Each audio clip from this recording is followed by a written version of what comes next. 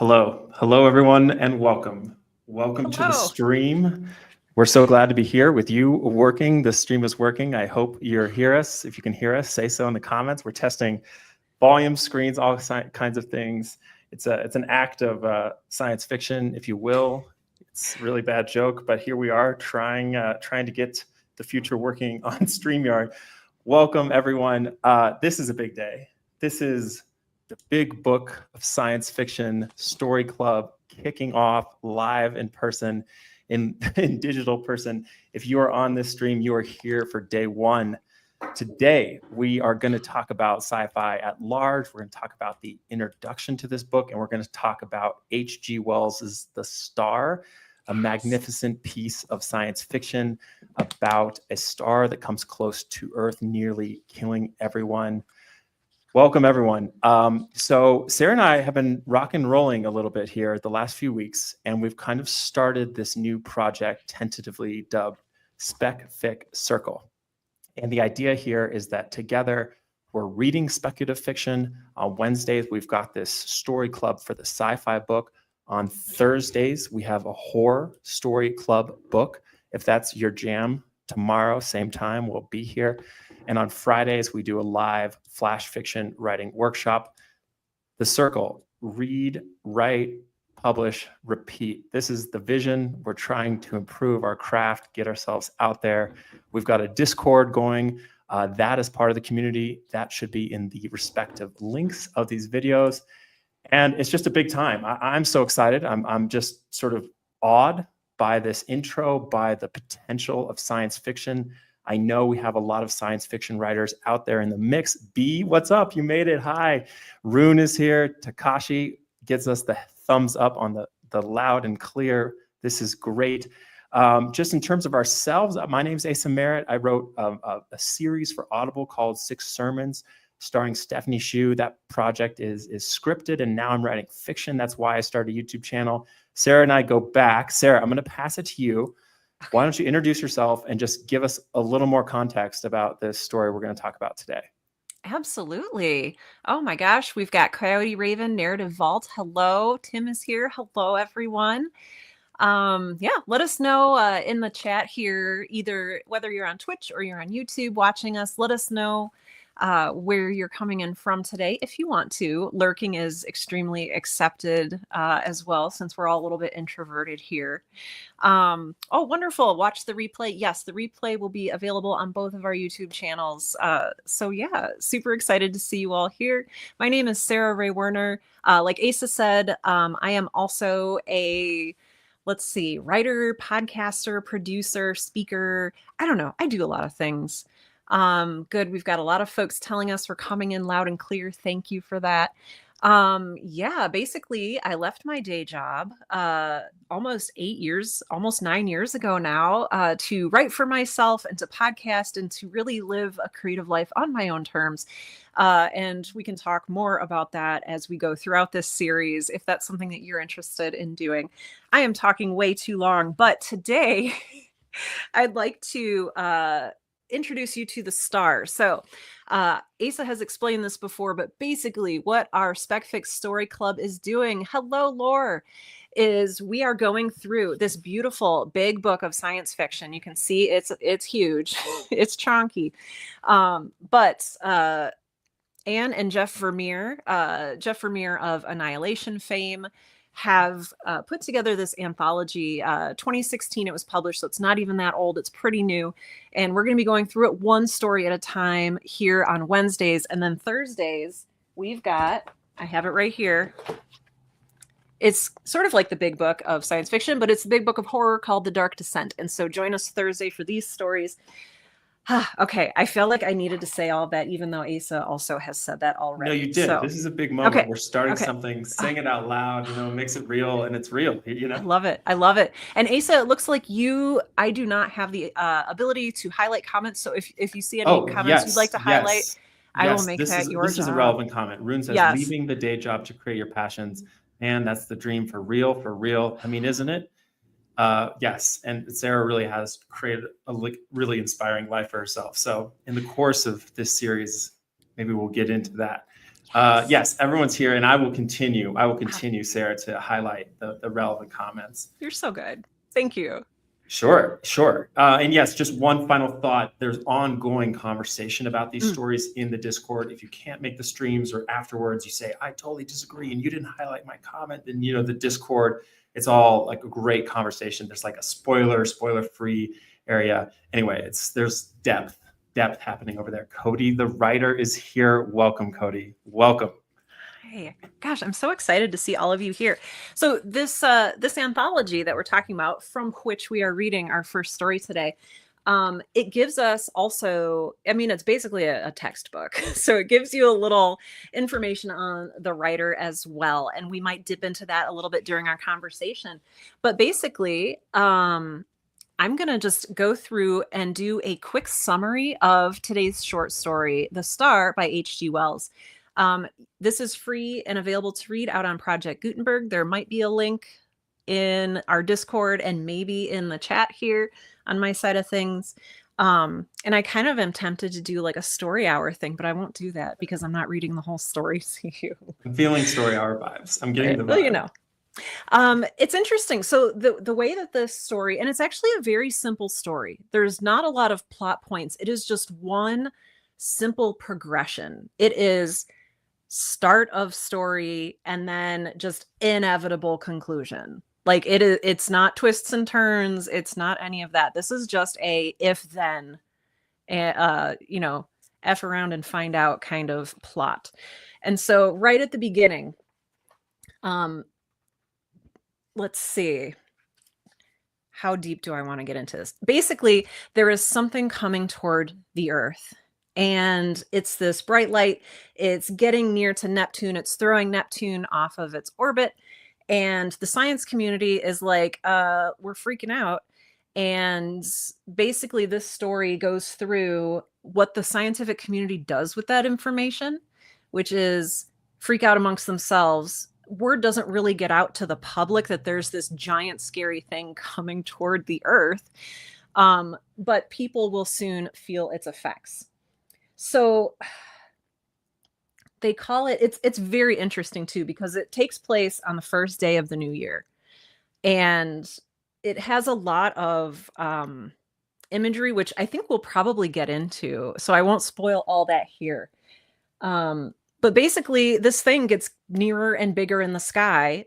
They wonder at some point, oh, is it going to crash into us? They speculate that, oh, it's very beautiful, but also very terrifying. And then it basically goes through the new planet and Neptune, locked in a fiery embrace, were whirling headlong ever faster and faster toward the sun. And what this is doing is it's throwing off the orbit of, at this time, there were 8 planets. Then we moved to having 9 planets, and then we got rid of Pluto. So we're back at 8 planets again. So this is Neptune, the final planet at the time and currently. So basically, it goes through the nightmare of what would happen physiologically to the Earth if this were to happen. It goes through volcanoes.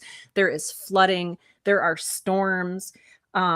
There are, quote, millions of sleepless people staring in helpless terror at the incandescent sky. So a lot of that. And maybe there are some echoes here with War of the Worlds, with impending doom, with impending destruction. And basically what happens is there's an eclipse.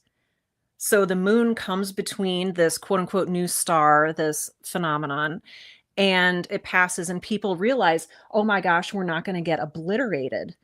The star passes. And yes, makes me want to reread War of the Worlds, says Rune. And it's so interesting because there's all this destruction and devastation. And what happens is people clean up and they go back to their lives, essentially. And it talks about the new brotherhood that grew presently among men. People came together to like save books, to save knowledge, to save, whatever it is they deemed important culturally. and they kind of then just move on with their lives.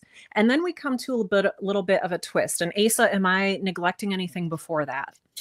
No, I think you that's all so on. Carry on. Carry Okay, on. perfect. Good. Yeah. So, okay, I'm going to spoil this, 100-year-old story? Almost 100-year-old That's what story? we're here for. Let's hear All it. right. So this is when the twist comes. And you can see I'm holding it up here. It is right here. So this is the end of the story. This is the twist. So it's literally the last few sentences here. And it's like, yay, hooray, there's people. The earth is hotter, but that's fine. We'll deal with that, they said. And then here comes the twist. The Martian astronomers, for there are astronomers on Mars, although they are very different beings from men, were naturally profoundly very interested by these things. They saw them from their own standpoint, of course. And I'm just going to read this last little part because I think this is really the linchpin of the story. So this is what the Martians are saying. It is astonishing what a little damage to the Earth, which it missed so narrowly, has sustained. All the familiar continental markings and the masses of the seas remain intact, and indeed the only difference seems to be a shrinkage of the white discoloration supposed to be frozen water around either pole, which only shows how small the vastness of human catastrophes may seem at a distance of a few million miles. And that's how the story ends. So I have a lot of thoughts. But Asa, how did this first impact you when you read it? Oh gosh. I mean, it just, as a relatively new-ish consumer of science fiction, I mean, of course, like everyone, it enters your slipstream, but this is the first time I've really hit this genre in earnest. Like the first thought I had at the end is like, is science fiction in the future? Is it what I needed to read? This. I think for anyone who struggles with the state of the world, there's so much of a tradition in science fiction of presenting an alternative future, or which I think this piece really does is like, even if all your fears come true, at some level, it's okay. Yeah. Right? Like everything goes awry. So the volcanoes explode, like the glaciers melt, there's floods, most people die. And it feels a little bit uncanny because the destruction wrought by the star in some ways kind of is really easy to imagine given the kind of destruction we get from climate change in a compressed scale. But for me, the sort of like that twist, the turn at the end, the kind of final idea that like, it wasn't all that bad, or it wasn't all that crazy. It just puts everything in context, right? And I guess for me, there is like a real, almost like sort of spiritual appeal to this kind of conclusion where it's like, no matter how big and bad, like the worst that can happen is that all people die, right? At some level, because it's still, no matter how big and bad it is, like a speck in this cosmos, And that's exactly what these Martian scientists, contextualize. It's like this thing that literally the world ended and all these people saw the sky turn white and their lives flash before their eyes. It's like, if you go on a long enough timeline, it's just another thing that happened. And I guess for me, that was kind of a big takeaway of reading this, and how I, at least for myself, like can look at the present and it's just like, this is so bad. This is the worst it's ever been. It's the end of days, and it's like so often people have felt that way. And, I don't know. It was powerful for me that this was a 100-year-old story. Here is a comment from Takashi. This story feels like the stepping stones of cosmic horror. Yeah. Yes. Yeah. And go ahead. This is so good because one of the things I think that we're gonna end up talking about in Story Club. So we're doing different days: Wednesday for sci-fi, Thursday for horror. I think what we're gonna see is a lot of overlap.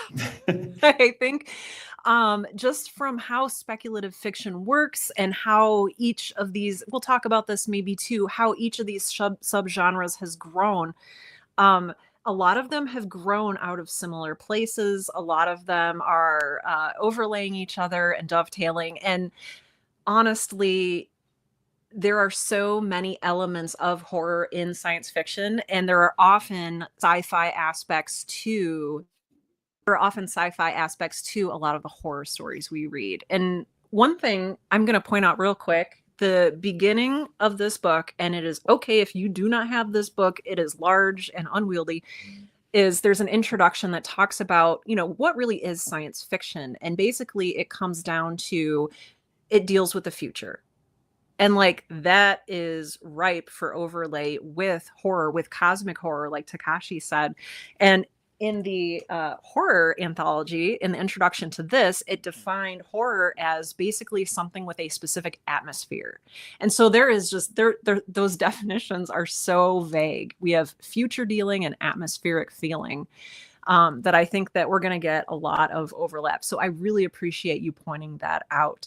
I have gotten us completely off topic. Oh, it's all on topic. It's all on topic. But yeah. Yeah, go ahead. No. I was going to go back to what you were saying about perspective and feeling safe and gaining perspective, unless you would like to take us elsewhere. I mean, that's at the core of what, if the sky falls down tonight, I'll be glad that we talked about that instead of what I'm about to talk, so let's hear it. Okay. It reminded me to a lot of, was it Neil deGrasse Tyson? It was a astrophysicist who first talked about the little blue dot. And I want to say this first started in the 70s. And yeah, Rune says it's so easy to go off on a tangent with this material. It really is. I will talk all day and I promise I won't do that. But there is this perspective shift. I want to say it was in the 70s. I should have researched this beforehand and I didn't. Carl Sagan, thank you. Coyote Raven says Carl Sagan. That makes a lot more sense. Thank you. Carl Sagan pointed out that, hey, now that we have pictures of space and we're not looking at everything from our perspective, like we assume is happening in the very beginning of The Star by H.G. Wells, we're looking at it from an Earth human perspective, is that we are very small and cosmically speaking, very insignificant. And there's such a duality there of feeling, oh, I don't really matter. We're just on this little blue dot and it's over here and we're just flying around with all these other blue dots, less blue maybe, dots of other colors, representing different atmospheres. But there's that side where you could feel really insignificant. But like what Asa was talking about is there's this larger, grander relief, I think. And I think this is what you're talking about. People suddenly were like, oh, everything doesn't hinge on me, the center of the universe, because I'm not the center of the universe. And it just gives us a little bit of perspective. It gives us a little bit of grace with what we're dealing with here. So, definitely. But I was very much reminded of the little blue dot. And again, thank you for telling me that that's Carl Sagan. Yeah, Sagan. I was about to misattribute it. Coyote Raven, well done. Sagan pulling that off the dome. Absolutely. And I think we're going to see this in the horror anthology as well, as in the awe, in the spectacular, in the improbable, in the impossible, there is a degree of kind of catharsis that makes the present tolerable and tenable. I want to get more into some specific literary stuff happening in the story. But before having that, I just want to share my kind of favorite little takes of the intro. The intro is really great, folks. Once you get your copy, Jeff and Anne, they very piercingly kind of do away with that oft said dichotomy of genre fiction and literary fiction. And, I know we have a lot of speculative fiction writers here in the mix. And, I'm sort of trying that hat on, oh, I'm a speculative fiction writer myself. And, there's this constant kind of, oh, are you a genre writer? Are you a literary writer? And, I think generally speaking, that's all kind of not that useful of a conversation. Genre is useful for readers to find writers. It is a marketing tool. But I love the way that was articulated here. And so that's just something I wanted to share. From the jump, they're let's just not even worry about that. If it takes place in space, it's on the table, in the future, rather, as you said. If it's in the future, it's on the table. And so for me, especially, we're entering this year of weekly stories of genre fiction, just kind of letting go of that feels very exciting, Yeah. Oh, it does. It does. And it's also a little bit of letting go of the trappings of the genre. Also, sort of distancing ourselves from the reputations of these genres a little bit. I know that in both of the introductions to both these anthologies, historically, horror and sci-fi have been looked down upon by the more literary side of literature. Can I say that? Is that redundant? And there's a real snobbery, and there shouldn't be, because, you know, all fiction has important things to say in different ways. There's a reason these genres have grown up differently. It's because different people want different things. And so I really appreciate them talking about, like, oh, the reason that this is seen as low art or looked down on was because it grew out of pulp fiction. And that's what the lower classes read. That's what children read. And it's this whole, I don't know, hierarchy, I guess, of who's the best in fiction. And then when I'm going to say something facetiously, okay?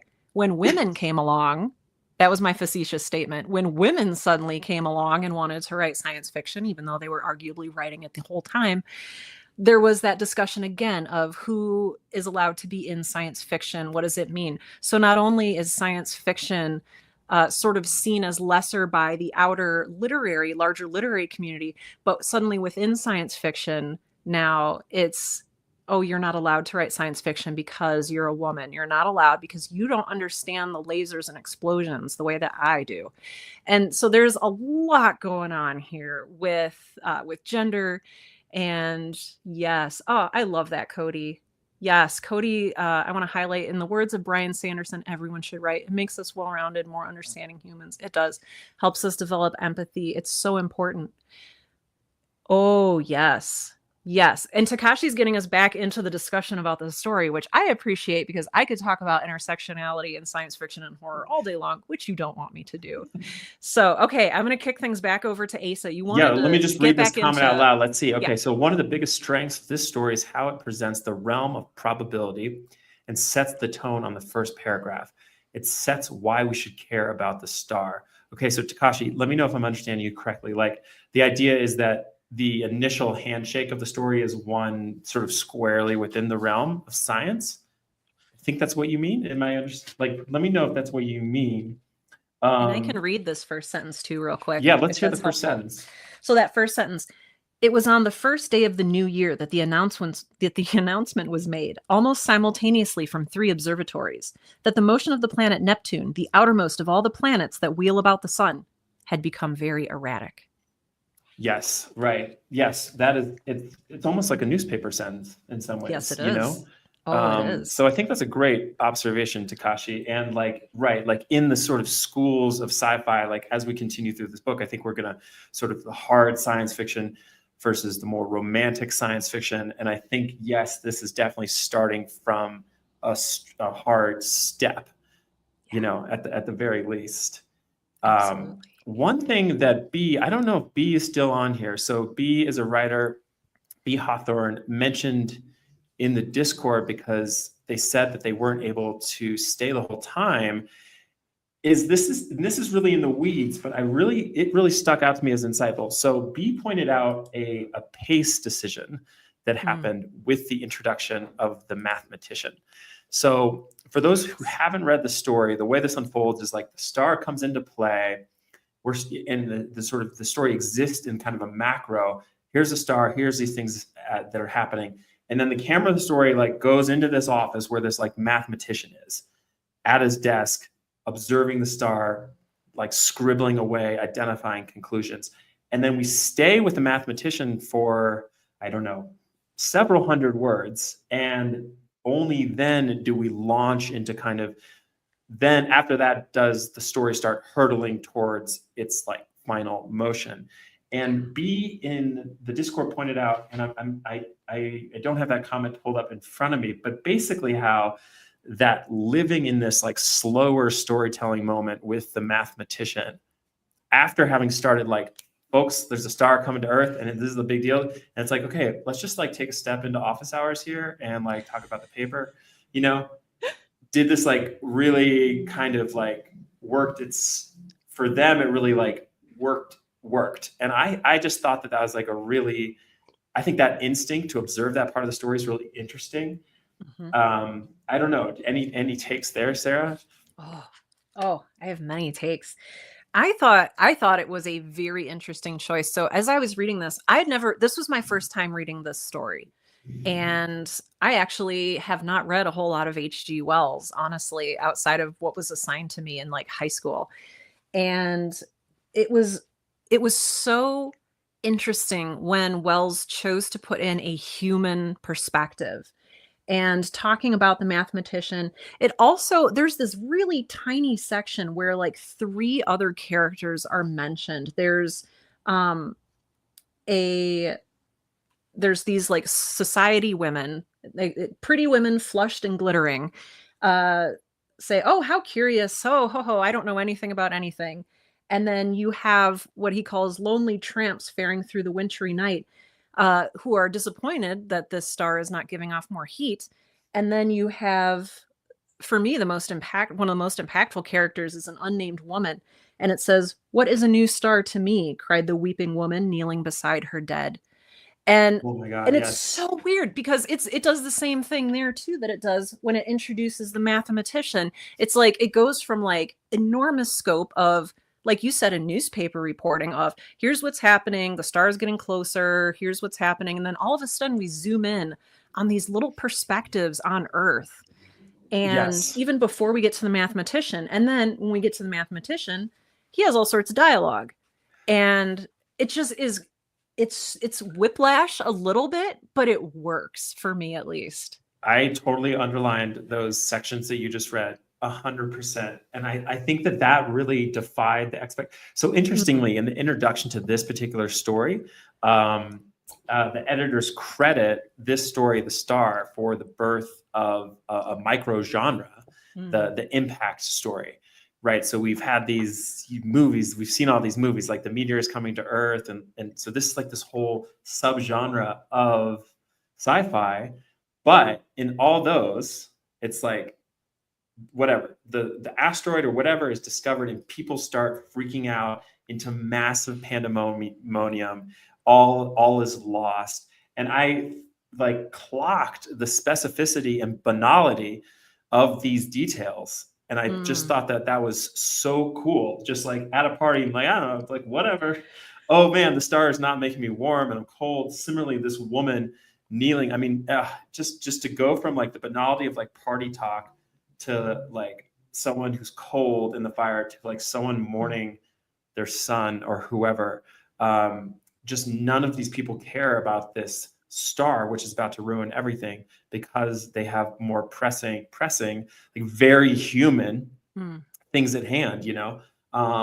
And yeah, I thought that was really like a grace note. I'm glad you pointed that out. It's very, very, and it's very, it feels very masterfully done and very purposeful. We have some good comments here. Yes. Coyote says, the story almost felt like it was going through the stages of grief and death. Now, Coyote, that sounds very profound, but can you explain that just a little bit more? What would be the stage of grief and what would be the stage of death metaphorically or in the story? I'm curious. I want to know more there. Takashi says, it pulls you out of it at first to set the stage, then pulls you in with the mathematician and pull you out again to see the inevitable doom. I think, yeah, exactly right. Yeah. Exactly. And I didn't mean to interrupt you. Oh, no, it's fine. Yes. It's fine. Yeah. I mean, just like, I love thinking about cinematography, you know, and like where the camera goes and where the POV is. And just this story fluidly sort of goes from this like almost newspaper journalistic report to the tighter POV on the mathematician back. And then we get of these like three people, you know, the ladies like gossiping and like the tramp who's cold and the woman at the grave, just like these like close-ups and then pulls back. And I think like formally that was probably pretty significant for like 100 some years ago to kind of like shift around like that. Yeah. Maybe. Oh, absolutely. And Asa, I appreciate too. So Asa's background, and correct me if I'm wrong, your background is as a playwright. Yeah. Is that correct? That is so you true. kind of are coming at this from a visual medium.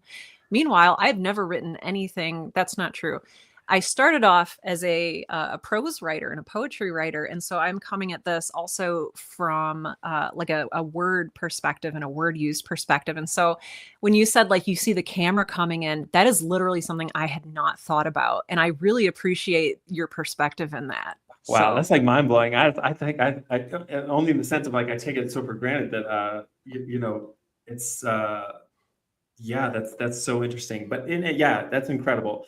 I love the way that everyone has different instincts around like engaging with a story. Um, yes, yes, yes. What else, Sarah, caught your eye in this piece? well, um, oh, there we go. Okay, I had used my AirPods case as a bookmark, which do not do that. It's a terrible idea. It will slip out and make a loud noise. I noticed a lot of just very interesting small things. So we talked a little bit about that relativity of like your perspective, where you physically are in this case, determining how you see the star. There's a lot of interesting things about it taking place on like New Year's Eve and having you think about like, oh, it's the new year, it's winter, there's a new star in the sky, and it's like, is it setting up for like a Christmas metaphor? Is it setting us up for, what even is that? So I just noticed and just underlined throughout a lot of these little I don't know what to call them, just little metaphors, little allusions here that may or may not be intentional. And I feel like with a writer like H.G. Wells, it is intentional. Yeah, do you have one that you can share? Yeah, You're let's looking at? see. Um, I have in the margin here just the word cocaine because it talks about the mathematician doing some cocaine at some point. Yeah, one of the things, sorry, you're getting ADHD, Sarah. One of the things I did notice is that you can't see it because the print is so tiny, but at times it goes from third person into second person, which Oh, really? blew my mind. Yeah, so I'm here at the top of page 5, and basically it's H.G. Wells talking to us. And he says, "But you must not imagine, because I have spoken of people praying through the night and people going aboard ships and people fleeing through mountainous country, that the whole world was already in terror because of the star." And then he says, as a matter of fact, nobody was really noticing it at this point. But I thought that was interesting too, that we get a few point of view changes from a you and an I, especially in a story, maybe not as much in a story from this era. So like, in the Victorian era, narrators would address their readers all the time, like, "Oh, dear reader," that kind of stuff. And it really like popped out at me too. Just, oh, is this an intentional like literary device? What's going on here? Yeah, so that was just a lot of small masterful strokes here that left me with, I think, some more questions than answers. I love that. I want to talk about the very end in context of what you just said, but Coyote here has expanded on what they said before. Okay, Coyote Raven says, and this is just, if you're just tuning in, earlier, Coyote Raven said, the story in regards to H.G. Wells' The Star, the story almost felt like it was going through the stages of grief and death. I asked Coyote to expand, and here we have it. I mean that society was in denial, went through bargaining with God, and had to work its way to acceptance of the possibility of destruction, death. Then when saved, they feel relief, joy, oneness. I'm with that. I am with this interpretation. Yes, and I guess maybe that's kind of why it sort of gives me some goosebumps today about climate change and like, It's like, we're this stage of grieving. There's that famous learning how to die in the anthropomorphine, which is, have you heard of this book, Sarah? I have not, but please tell me more. Yeah, it's this nonfiction book, and the writer sort of asserts that, look, it's over. So the task at hand is to learn how to die, to learn how to grieve. It's like we're past the point, and I'm not agreeing or disagreeing with this thesis, Right. but the thesis of this book is like, look, it can't be saved. Like, what is going to happen is terrible and total. And so as people, what we need to do is like learn how to grieve. And I think that line of thinking is in line here with what Coyote is saying, that like there's the acknowledgement of the star. We start to see the star's destruction. The star's destruction is relatively total.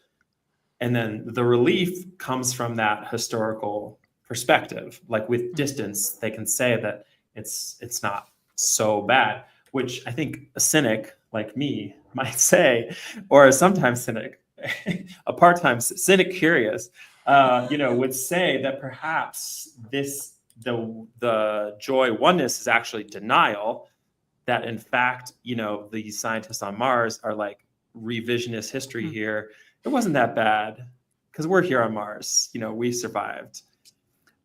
Through the end, though, to your point, Sarah, about how we shift into the second person a little bit, I felt surprised when at the end, when all of a sudden we learned that this is far enough into the future that there are folks living on Mars. I don't want to say that I felt duped or anything like that, but it definitely like made me question kind of the orientation of the story, who is telling it, to whom, when. And I just wonder, maybe it's okay that kind of wasn't set up earlier, or maybe it's fine that it just toggles between these different first person, second person, or third person, second person rather. I don't know, but it did like surprise me. And I wonder if you had any feeling about that particular effect of the end, where it's like zoomed out and that was revealed. Yes, absolutely. And Coyote says, I could see that cynical take. H.G. Wells himself was a huge cynic. He was a futurist, so he was always thinking about the future, but he also, I think, considered himself very cynical. So I think that's right in line with what you were saying. Just quick hit, just to follow up on HG. One thing the intro said was, well, the work we read him for today is sci-fi, but basically he became sufficiently jaded post World War I that he stopped writing science fiction, and after that was just writing realist novels, and which we don't read anymore. So yes, there is cynicism in the mix. Let's look at Takashi's comment. I believe that Sarah said about the change of second person was to emphasize this story as something that happened on an alternative Earth's timeline. We, the reader, are witnesses of that catastrophe. Yeah, that's very interesting. That's definitely one way to read this. Absolutely. Another way to read it is, and this maybe I'm less convinced of, is that the whole time you're supposed to be seeing this through the Martian astronomer's eyes. Oh. And that, I don't know. So the way that the point of view switches at the end is, it says, I'm paraphrasing, but haha, this whole time our perspective has been from the people of Mars. We don't really care, lol. And I don't know, that just is, because I'm that person, I immediately think, oh, how did they pick up like what the grieving woman was saying? And like, how did they pick up what the mathematician was saying to his class? And so it's like, so you raising that, like, what is this doing here? Is absolutely a very good question. And it was interesting because I expected there to be a twist. I'd not read the story before, but I heard about this story. I knew there was a twist ending.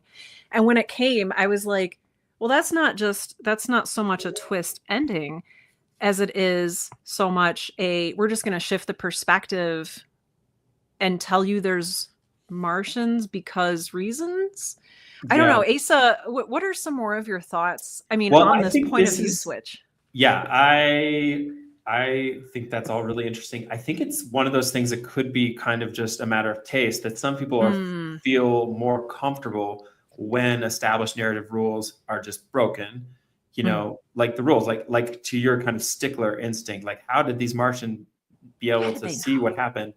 I think that, and I think that this becomes a very relevant question in sci-fi because, some people have like higher tolerance for others than breaking the rules of science, keeping it grounded in real science versus like, I want to set this thing in another solar system. I don't care how we're going to get there.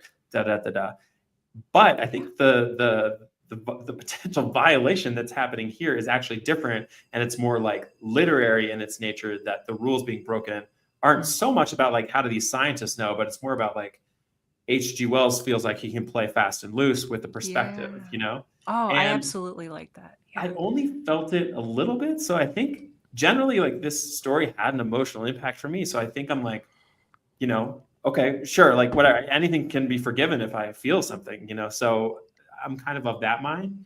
But it's affirming to know that you kind of like clocked it too.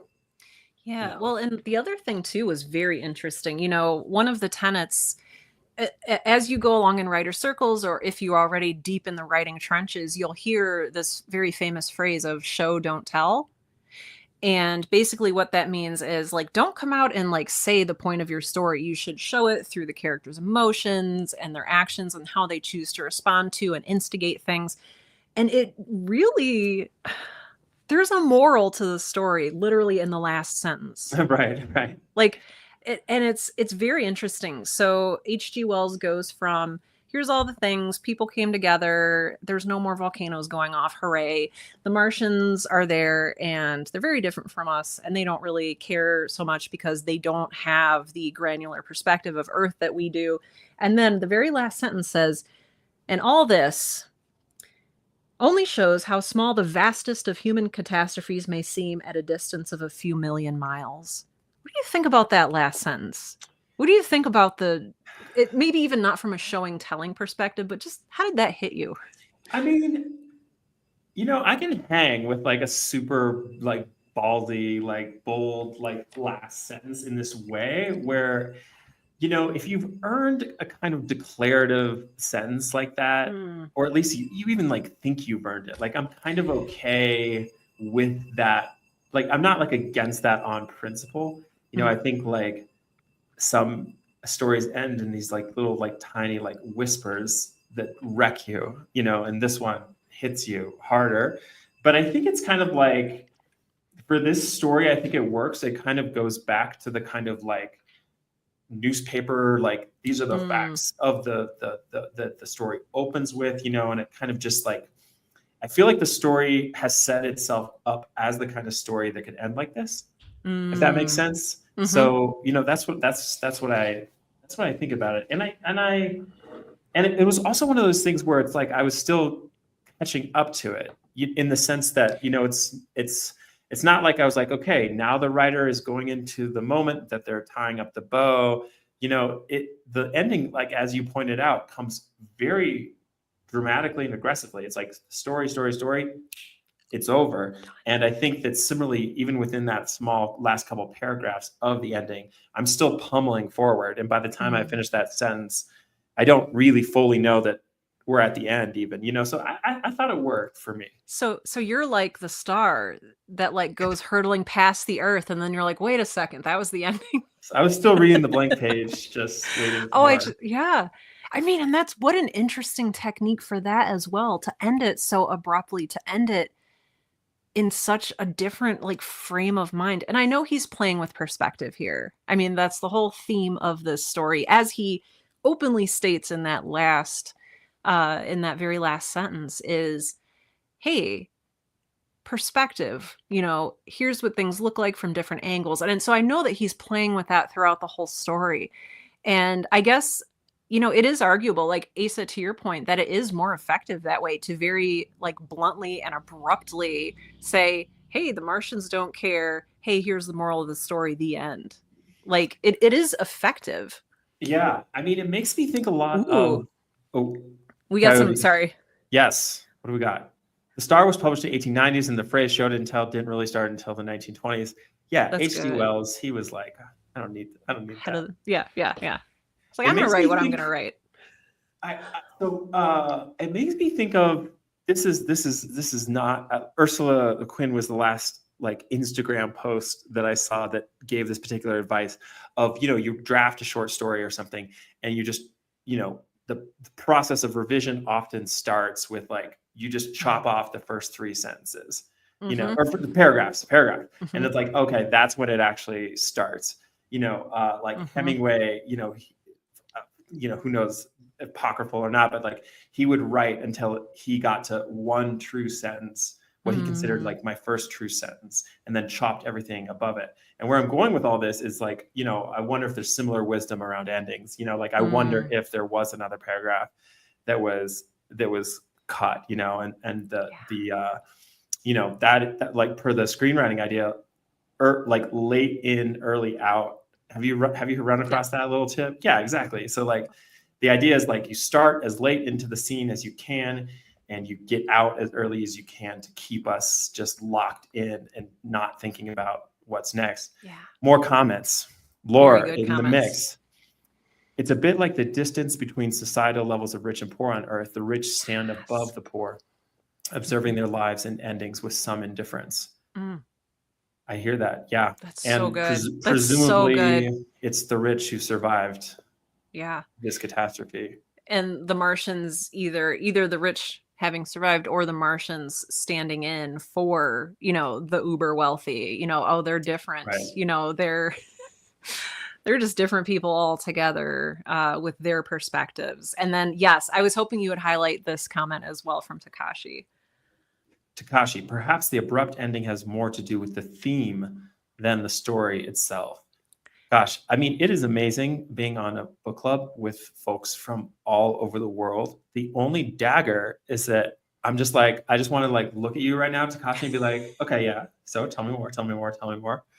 Well, it does. I mean, yes, because yeah, you go ahead, Sarah. I mean, that's kind of what we were talking about. It's H.G. Wells playing with these perspectives, and it's like perspective is the point. And then what does that tell us? So like taking it a step further, like, and I really think that Lore Huntress, in their comments, like ended up speaking about that too. Like, what does the perspective mean? What does this do for us? What does it say about the world? What is the story like saying through uses of? Because the end in itself is not just playing with perspectives is fun. There's a reason that H.G. Wells is doing that. And I think that this is a really good and insightful one takeaway that you could come away with about why H.G. Wells is playing with these perspectives, why he ends it so abruptly, and how he leaves us feeling with that. So I don't know. I'm just really, I love this. I'm very excited right now. Same. Let's see. I want to say those are the things that stuck out to me Yeah. most. Was there anything else that you feel like is a must hit here on this story? Yeah. Okay. And this is maybe neither here nor there. Yes, the Martians are indifferent, like the rich viewing the struggles of the poor. I think that is, and I think that really sets us up for what we're going to be continuing to talk about as we watch the evolution of sci-fi is this tackling of social justice and social issues and class issues and all of these things. Yes, human nature hasn't changed, Narrative Vault. That is so legit. Oh, that's so legit. I love it. I was going to say one other thing that is completely unrelated, but I need to say it. Has anyone seen The Wandering Land or read the piece? Ooh, I haven't. It's What's that? okay. I haven't read it. I've only seen the movie, and it's I want to say it came out in China just a few years ago, or maybe I'm like dating myself. Maybe it's been out forever, but it's this reminded me so much. And I was hoping at the end of this short story that they were going to like lasso a planet and like ride it. And anyway, you have to see the movie. I'd encourage, I'd encourage maybe someone comparing and contrasting this H.G. Wells story with, and again, I haven't read the text for The Wandering Earth, but the movie is a real treat. And so just looking at how we solve problems and how they hone in on who's solving what problems. Okay. Tangent over. I love that. Well, I think that should we wrap this up and tell people about what's next? I think so. I mean, do we want to keep this probably at an hour? Yeah, I mean, Okay. I mean, who knows? Who knows? I mean, Yeah. I think other days maybe who knows? But I've sort of said my like kind of things that I think to say.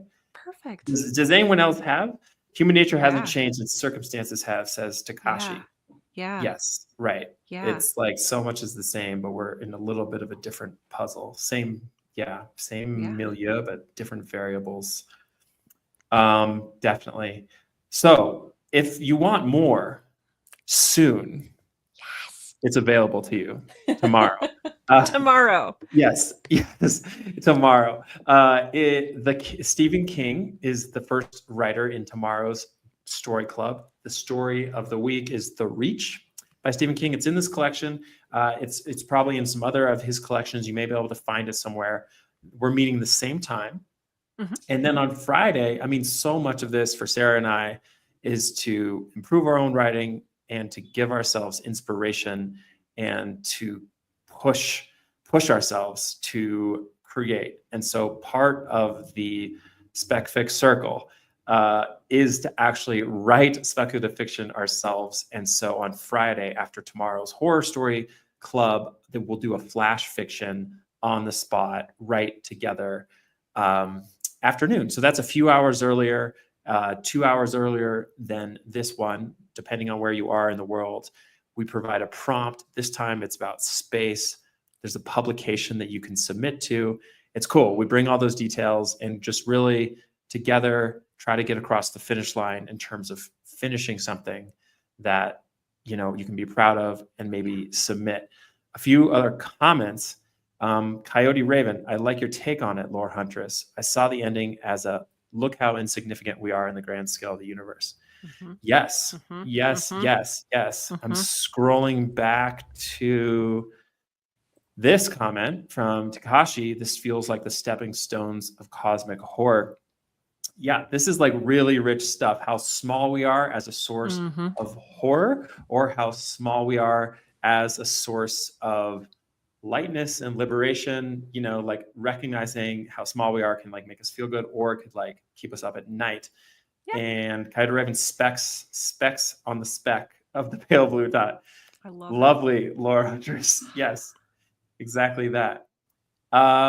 Yes, if you want to keep the conversation going on these two stories, I'm sure folks will have some things to say. Some people weren't here, so they're on the Discord. That's in the video description. These are your two books. If you want to go find them or order them, these are them. You don't have to, because you can often find the stories in other places, but yes.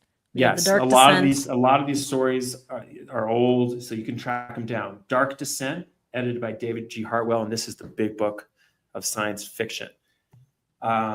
Questions from anyone here in the mix? Anything that I forgot to announce here, Sarah? I don't think so. You did such a wonderful job of this. Yeah, this was really, if you're joining us, you're here for our very first inaugural, what do we call this? Podcast episode, video episode, whatever we're calling it. Story Club. Sci-fi Story Club. Yeah. You're here with us for the very first instance of Sci-Fi Story Club and Speculative Fiction Story Club. We're very grateful that you've been here today. Yeah, like Asa said, please do join our Discord. Join us tomorrow, same time, same place, for our discussion of Stephen King's The Reach, which I already have thoughts about, but we'll not get into that now. I know about it. So good and so beautiful. Oh my god! Oh my god! Yeah. Yes. Read the story, y'all. Read the story and come back tomorrow. And one thing I would also like to say is, come whenever you can. You don't always have to be at these live. You won't lose credit or anything. We're treating this a little bit like a class or a course, but you're not going to get, a failing grade if you don't show up. So just please come when you can.